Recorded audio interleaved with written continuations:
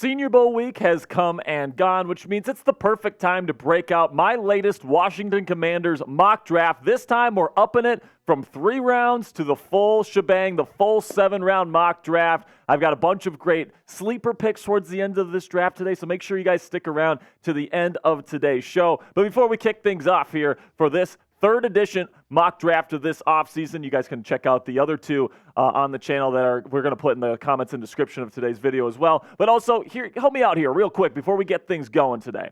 My bosses told me that we need to get at least 500 likes on this video. And if we don't do it, we can't do another mock draft for the rest of the month. So no more mock drafts all the way until March. But if we can hit 500, we can do another mock draft for the Washington Commanders next week. I love doing these mocks. If you love seeing them, make sure you click that thumbs up icon right now. And with that, oh my God, we're getting a call right now from Chicago, and they're telling us that Caleb Williams doesn't want to be a Bear. He wants to join his former QB coach in Cliff Kingsbury right here in the nation's capital. So this is what they're offering us right now. In exchange for the number 1 overall pick, we give them the number 2 overall pick. We give them their original second-round draft pick, number 40 overall, back to them, and they want an additional first-round pick in 2025. Now, for me personally, I think I am absolutely taking this deal. And with that number 1 overall pick, of course, it's going to be Caleb Williams, okay? Because Caleb, in my opinion, is the best quarterback prospect I have ever evaluated for the NFL draft. And for me, that goes back to 2018. All right, so that's better than Joe Burrow. That's better than Trevor Lawrence. That's better than anybody else that has gone even number 1 overall since the time I've been doing this. Caleb Williams is a special thrower of the football, and I think the Washington Commanders, especially because he's from D.C., he'd be joining an offense here in Cliff Kingsbury where he already knows the verbiage. He ran this offense the last 2 years at USC. It would be like putting on a glove, right? It would be like riding a bike for him. It would be a perfect transition point for him to come into the National Football League. And when I watch Caleb Williams on film, he has some of the best arm talent I have ever seen any quarterback have ever in this process. The arm talent is unbelievable. He can throw from any platform, from any arm angle, at any time. It is simply incredible to watch this guy. And it's not just the arm talent, it's the playmaking instincts as well. Understanding coverages, understanding how everything is breaking down and solving problems extremely quickly on the fly. I mean, that just shows how intelligent this young man is. And I just think that it's like Mahomesian-esque, Josh Allen-esque. I just think that he's that type of quarterback. And in the National Football League, your goal is to get one of those quarterbacks first and foremost, because you have to beat the guys like Mahomes. You have to beat the Lamar Jacksons of the world. You have to beat the Josh Allens of the world in this league. And Caleb Williams, especially in the NFC, guys, where there's not a whole lot of like really high-end quarterback talent, Caleb Williams could be the best quarterback in the conference within 2 to 3 years. And I absolutely think that that is worth trading up for. Now, he does have some issues with fumbles at times because he likes to hold the ball in one hand, and sometimes he'll pass up an open receiver within his read to go out and try to make a bigger play outside of the pocket. But I think that can be reined in. All right, it was reined in with Mahomes, it was reined in with Deshaun Watson, it was reined in with Josh Allen, and I put Caleb Williams in the same kind of category as those guys. And I've seen plenty of examples on film of him having perfect pocket footwork, the best pocket presence I've ever seen in a college prospect. This guy is absolutely special, and if you bring him in, it's going to completely change your life as a Commanders fan here. So for me, it's completely worth the trade-up. It is worth giving up that second-round pick this year. It is worth even giving up the first-round pick next year because, I mean, you'd give up 2 first-round picks to get a guy like Caleb Williams. He is absolutely worth that price, in my opinion. So for me personally, in my personal opinion, I would take the deal. But let me know what you guys think down there in the comments section. Would you accept this trade to move up 1 spot to the number 1 overall pick to take arguably the best quarterback prospect of the last decade? Type A for accept or type D for decline. Let me know what you guys think down there in the comments section. What you guys think. This is also going to be the pinned comment on today's show, so YouTube's going to throw you an ad break here in just a couple of seconds. When that happens, take advantage of that time by answering today's pinned question. All right, so now let's talk about day 2 here. Of course, you got the number 36 overall pick, and I'm going to have the Commanders go corner here because I don't think they're going to bring back Kendall Fuller. I don't think he's a particularly good fit for Dan Quinn's kind of press man heavy system. So in that case, you got to get a running mate for Emmanuel Forbes here, and I think Kool-Aid McKinstry out of Alabama is a fantastic fit for the Washington Commanders. I think that he's big. He is long. He's got incredible recovery speed as well, and he's very, very physical against screens and against the run, which is something that Dan Quinn really, really likes in his corners. I think that he's very aggressive, which is something that Dan Quinn likes in his cornerbacks as well. And if you have Kool-Aid McKinstry and Emmanuel Forbes, two guys with extremely high upside, two very aggressive corners to go out and get interceptions for Dan Quinn and his defense, I think this would be a really good cornerback tandem that could be here for the next decade here in Washington. Now, coming up here, rounds 3 through 7. Of course, the Commanders don't have that number 40 overall pick because we traded it to Chicago. But coming up here, I got rounds 3 through 7 to break down with you guys. But before we get into that, let's have a word from our sponsor here at Prize Picks. Go to prizepicks.com/CLNS and use our code CLNS for a first deposit match up to $100 today. If you're looking to spice up your Super Bowl viewing experience this Sunday, get started with Prize Picks, which is a skill-based, real money, daily fantasy sports game. And you might be asking yourselves, Jack, how does it work? Well, here's how you play. Pick 2 to 6 players, and if they'll go for more or less than their Prize Picks projection. It's super easy, and you can win up to 25 times your money on any entry. So let's take a look at my entry for Super Bowl 58 between the Chiefs and 49ers. I'm an optimist. I'm going to take the more on Christian McCaffrey rush yards, and then I like both tight ends in this game as well. Travis Kelce and George Kittle will take the more on their receiving yards in Vegas Sunday night. Now, you can check it out right now. Get your picks in before Super Bowl 58. By going to prizepicks.com/CLNS and use our code CLNS for a first deposit match up to $100 today. At Prize Picks, you aren't competing against other people. It's just you versus the projections available on the Prize Picks app instead of battling thousands of other players, including pros and sharks that are just looking to take advantage of you. Go to prizepicks.com/CLNS and use our code CLNS for a first deposit match up to $100 today. That's code CLNS at prizepicks.com/CLNS for a first deposit match up to $100 today. So then we get into round 3 here, and let's go get a nice dynamic receiving threat at the tight end position for Cliff Kingsbury. Kind of fill out that Zach Ertz role there that he had in Atlanta, or in Arizona, I should say, with Jatavian Sanders, the tight end out of Texas. Now, there's a lot being talked about with Georgia's Brock Bowers nowadays, talking about him being one of the best tight end prospects we've ever seen. And you know what?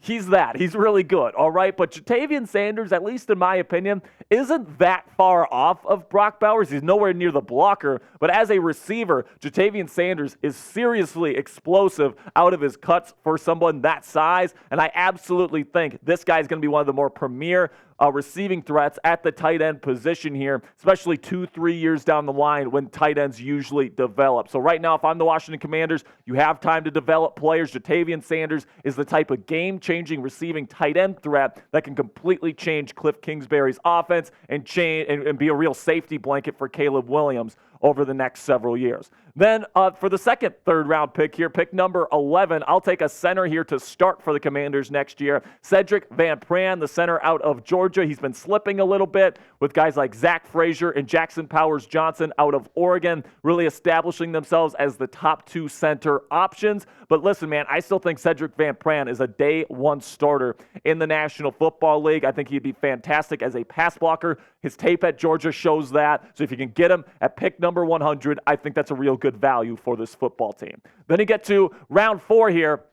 One of my sleepers that I talked about on yesterday's video, you can check that out. I'll put the link in the comments and description of today's show. Mohamed Kamara here, edge rusher from Colorado State. And I compared Kamara here to Shaq Barrett, another Colorado State Ram that was kind of a sleeper when he came out, but he was one of the more productive edge rushers of the last decade in the National Football League with the Tampa Bay Buccaneers. I think Mohamed Kamara could do something similar. He's extremely intelligent. He was dominant his final season of college football. I love what this guy brings to the table, both as a pass rusher and as a really, really smart run defender as well. Really good leader. Had the opportunity to talk with him a little bit at the Shrine Bowl. This guy is extremely intelligent, extremely mature. I think he could potentially even be a starter in the league, and you're getting him here at round 4, pick 102. I think that's a great I think that's a great value for this football club. Then you get to round 5 here, and you might be saying, Jack, we haven't gotten a tackle yet. Well, here's the thing, man. I think you're getting a really good one here at the beginning of round 5 with Christian Jones, the tackle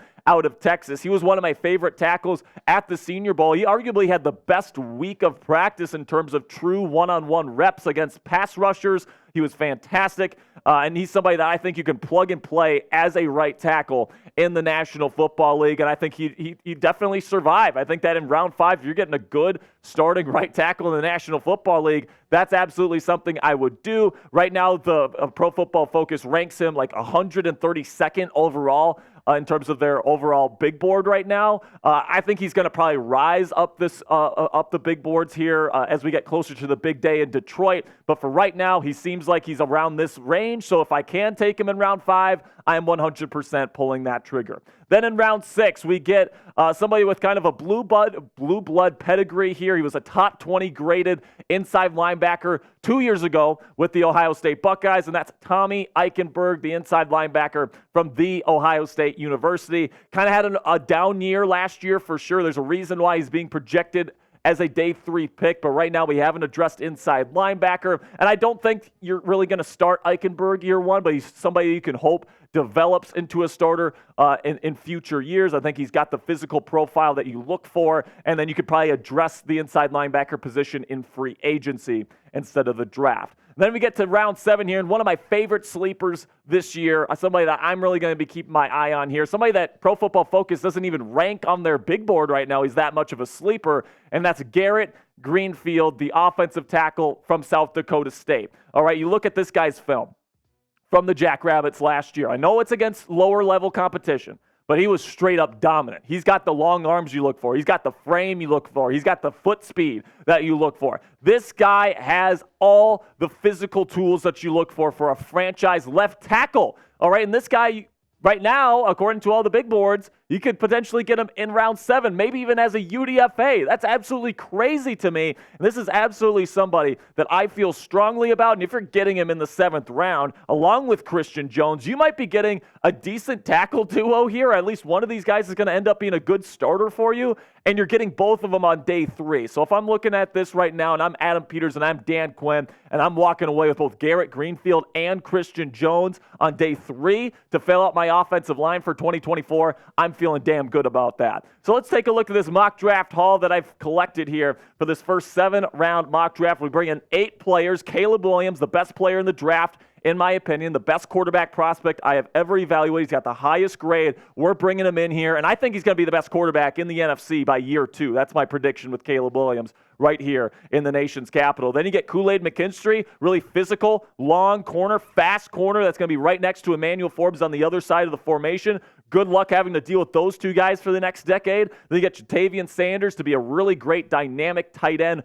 receiving threat for Caleb Williams for many years to come. You get your starting center in Cedric Van Pran. You get a really good edge rusher that can be a good, probably rotational piece for you day 1 in Muhammad Kamara. Then you get Christian Jones, somebody that could potentially start for you at right tackle if he has a good camp. Tommy Eichenberg, who's got the pedigree to potentially be a starter someday in this league. And then you get Garrett Greenfield, the offensive tackle from the Jackrabbits, one of my favorite sleepers and could absolutely be one of the biggest steals in the 2024 NFL Draft. Now, how'd I do? Let me know down there in the comments section. I'm sure if you don't like Caleb Williams and you don't want the Commanders to trade up, you probably hate this mock draft, all right? And that's okay, man. There can be some differences of opinion. I'm going to be putting out a lot more mock drafts, and I promise you not all of them is going to be trading up for Caleb Williams. So if you don't like this one, hopefully the next one will be better for you. But let me know down there in the comments section, A, B, C, D, or F. What are your thoughts on my first 7-round mock draft of the 2024 offseason? And if you guys enjoyed today's video, make sure you click that subscribe button because we're going to be doing more Commanders mock drafts. For sure, if we get 500 likes on this video, we'll have one next week as well. But if not, we won't have one until March. But we're going to have a lot of mock drafts for the rest of the 2024 offseason, no matter what. So make sure you click that subscribe button. We got in-depth prospect analysis. We're going to have in-depth scouting report videos on all of the top quarterbacks up on the channel here relatively soon. And then also the latest Commanders draft rumors. And again, You click that subscribe button. You help me get to Indianapolis there for the NFL Scouting Combine. We could get exclusive interviews with Caleb Williams, with Drake May, with Jaden Daniels, all the top prospects that the Commanders are looking at. So make sure you click that subscribe button right now to get the most exclusive and in-depth Commanders draft coverage right here on YouTube, 100% free.